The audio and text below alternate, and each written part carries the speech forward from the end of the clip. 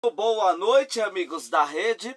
Eu quero convidar você para, em 2 vídeos, nós vamos fazer um breve estudo sobre um tema tanto quanto polêmico, a fidelidade conjugal.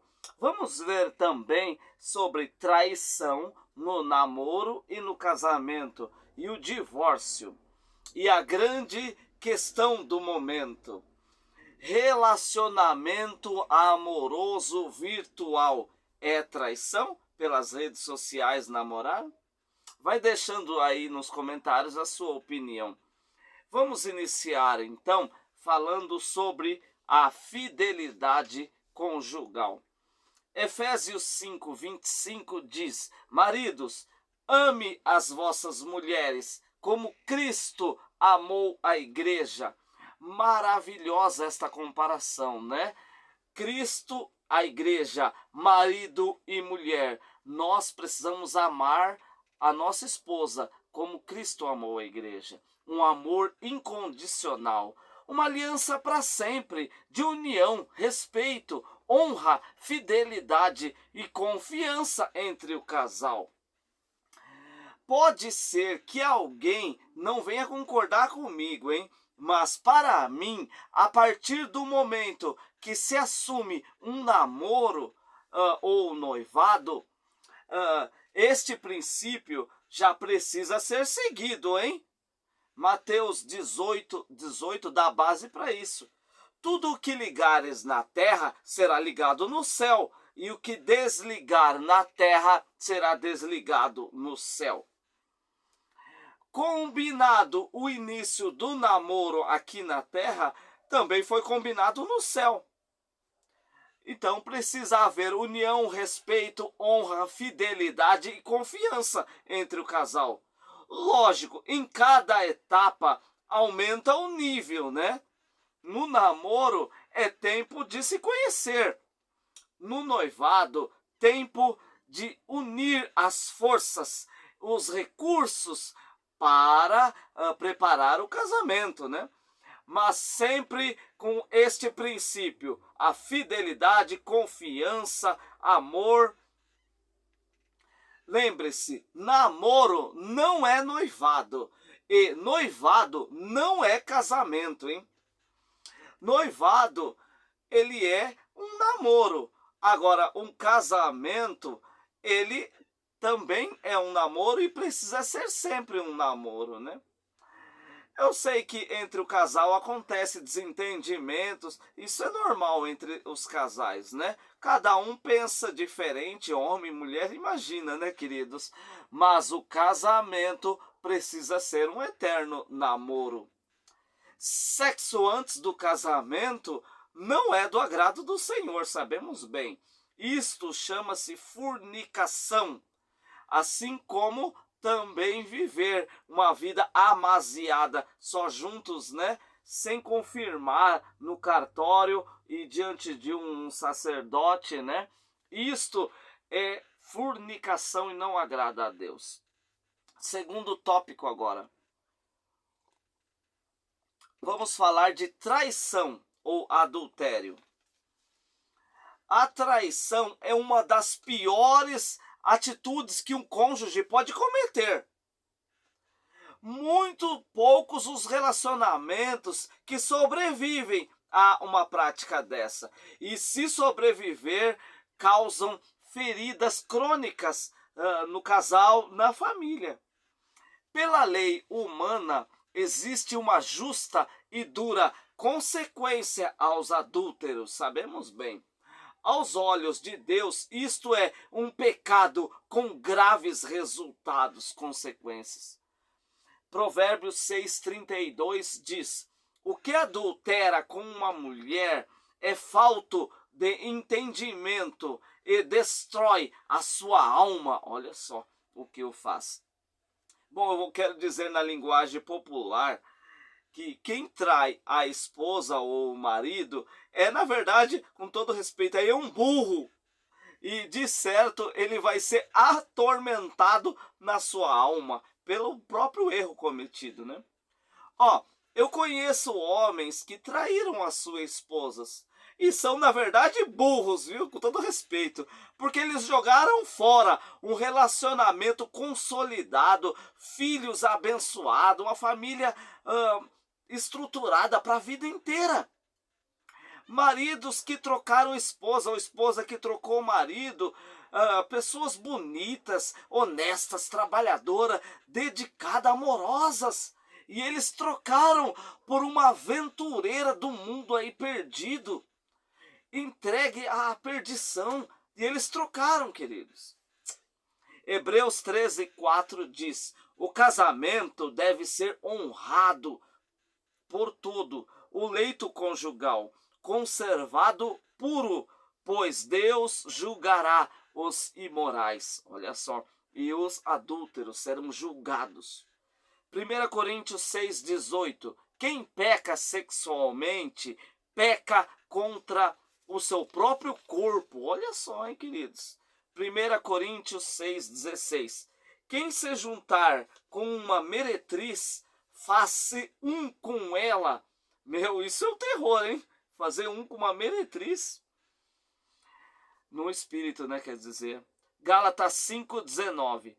Quem pratica imoralidade sexual não herdará o reino dos céus.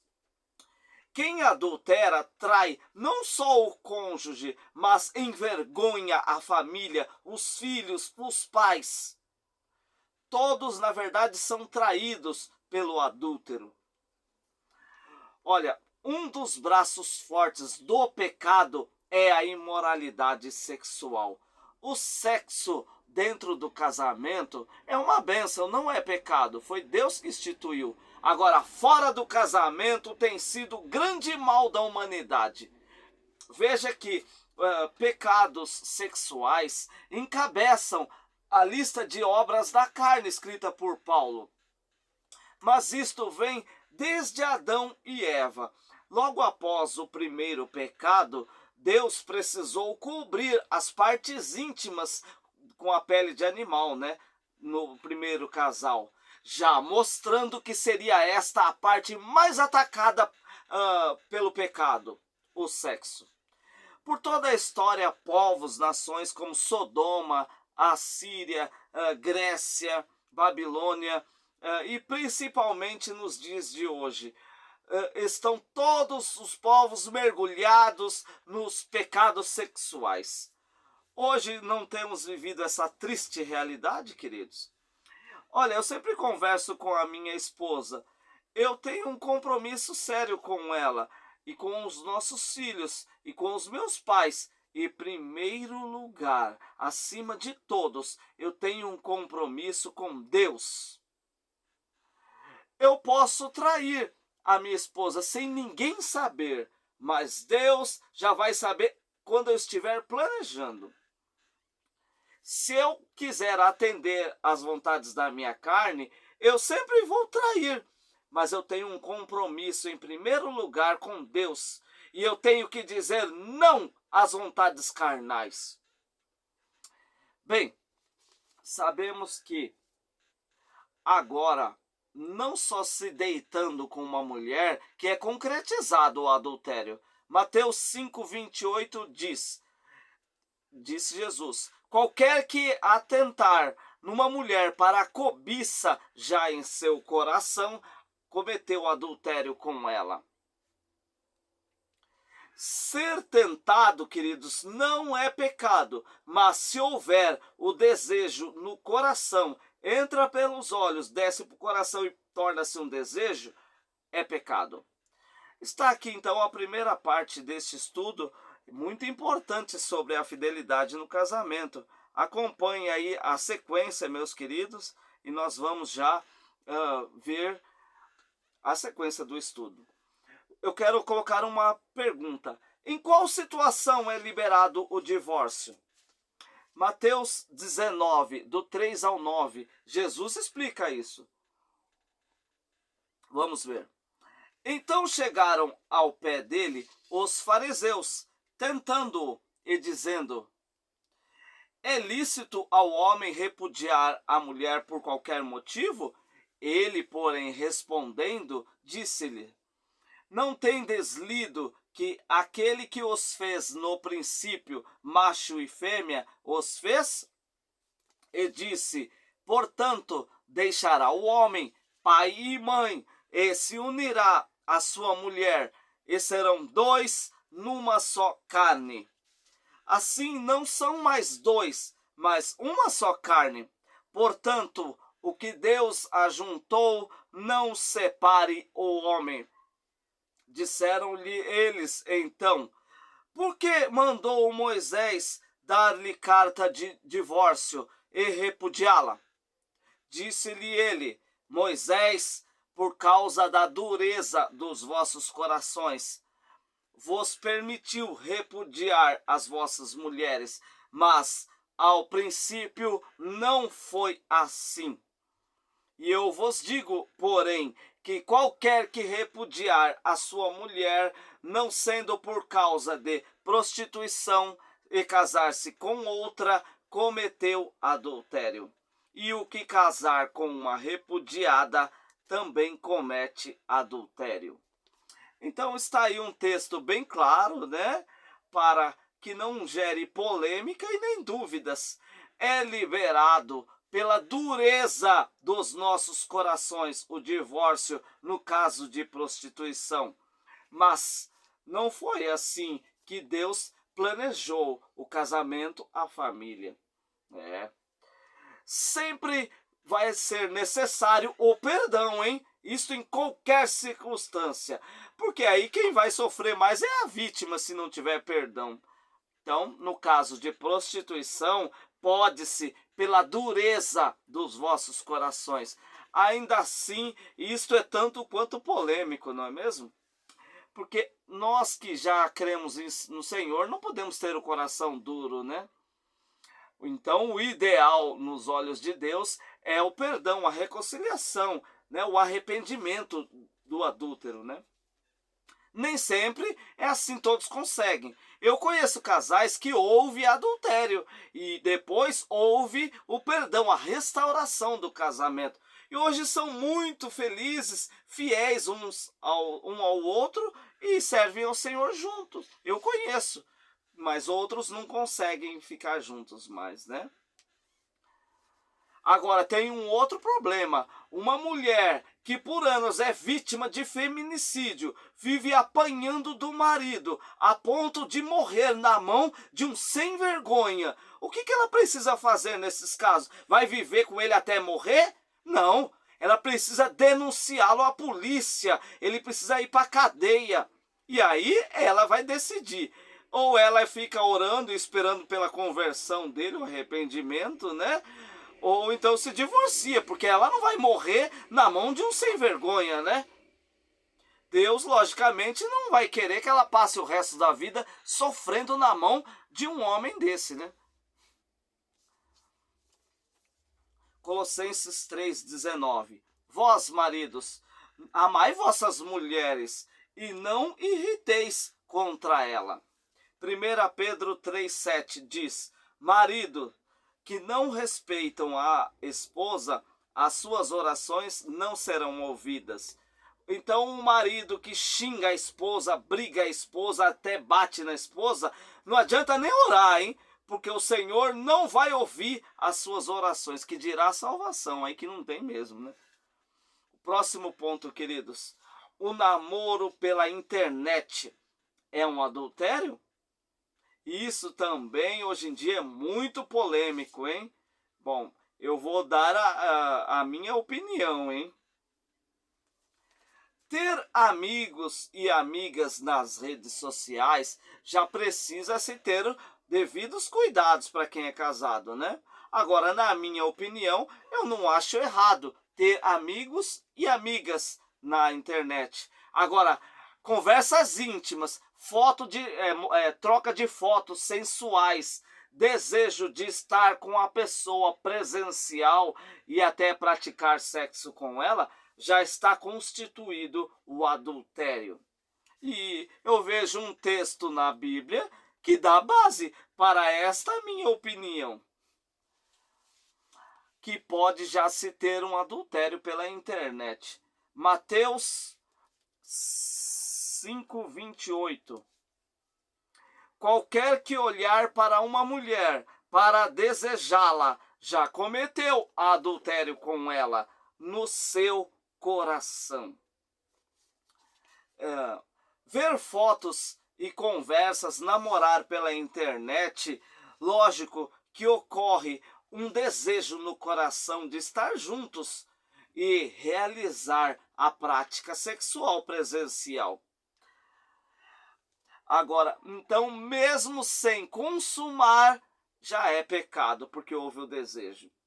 Você sabia que existe uma lei no Brasil, a traição virtual, comprovada, dá direito à vítima de um processo até de indenização por danos morais e até a perda da guarda dos filhos, se for comprovado o adultério virtual. Para encerrar, eu quero falar sobre confiança e de ciúmes no casamento. Isso é um grande problema, hein? Nós precisamos usar o tempo de namoro para conhecermos o cônjuge, ver a sua sinceridade, o seu respeito. A vida de um casal precisa ser um livro aberto. O celular, as redes sociais, não pode, hipótese nenhuma, haver senha, segredo. Isso é impossível durar esse casamento, hein? Eu, com a minha esposa Janaína, temos, graças a Deus, 25 anos de casado.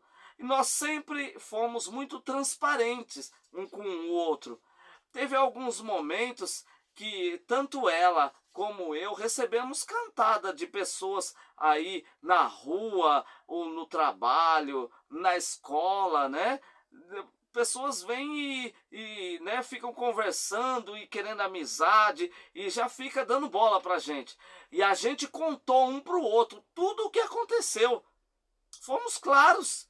E não houve desconfiança, não houve nada. Por quê? Porque sempre fomos sinceros, transparentes um com o outro. E eu sempre confiei nela, ela confiou em mim. Ó, Colossenses 3, 14 e 15 diz: e sobre tudo isso, revesti-vos de caridade, de amor, que é o vínculo da perfeição, e a paz de Deus, para a qual foste também chamado. Isto domine em vossos corações e sede agradecido. Então a paz de Deus precisa reinar em nossos corações e no seio da família. E haja comunhão, precisa haver muita conversa entre o casal, sinceridade, transparência, respeito, confiança. Precisa ser transmitido. Neste texto aqui que eu li, Paulo falou tudo o que um casal precisa. Precisa ser unido, viver em paz, ter confiança. 1 Pedro 4,8 diz: sobretudo, amem-se sinceramente uns aos outros, porque o amor perdoa muitíssimos pecados. Como eu já disse aí no início, por vezes os casais não se entendem, vão desagradar um outro em palavras, atitudes, com omissões. Os casais se desentendem. Eu já se desentendi muitas vezes com a minha esposa, mas precisa haver o perdão, a reconciliação e o outro receber o perdão. Não podemos desfazer de um casamento de anos ou até de pouco tempo e se separar por incompatibilidade de gênero ou por coisas banais, coisas fúteis, meus queridos. Precisamos nos entender, conversar sempre, ser sincero, transparente e pedir perdão sempre que falhar. Amar é confiar e não é prender o cônjuge como um objeto de posse. Hoje em dia tem acontecido muito isso. Um acha que o outro pertence a ele, é o objeto de posse dele, como o celular, como a roupa, e tem um ciúmes doentio, não é? Não é assim. Olha, o ciumento não confia em si mesmo e a maioria deles tem uma baixa autoestima. O ciúmes é a arma dos inseguros, e dos que ainda não aprenderam a se amar. Esta é a grande verdade. A confiança só se adquire com a certeza do amor correspondido. Por isso o tempo de amor, de namoro, de noivado, para um conhecer o outro e ver o quanto se amam e se respeitam. E aí vai vir a confiança depois. A confiança e os ciúmes são como o dia e a noite. Se um deles reina, o outro não pode existir. Então, no casamento, ou nós confiamos ou temos um ciúmes que acaba sendo doentio, hein? Amar é deixar a pessoa amada livre das amarras, dos ciúmes, das inseguranças e das decepções. Só assim, meus queridos, confiando, nós precisamos também demonstrar confiança e sinceridade um para o outro. Como já falei, insisto, ser comunicativo, transparente em tudo, principalmente com as redes sociais. Só assim haverá confiança, respeito, amor e uma vida juntos, felizes, até ao fim da vida. Amém, meus queridos? Deus abençoe o casal, né, os namorados, os noivados, ou o casal, que vocês venham a ser muito felizes e comunicativos, viu? Veja, então, desde o início, e que Deus abençoe e até a próxima, se assim o Senhor permitir. Graças a Deus.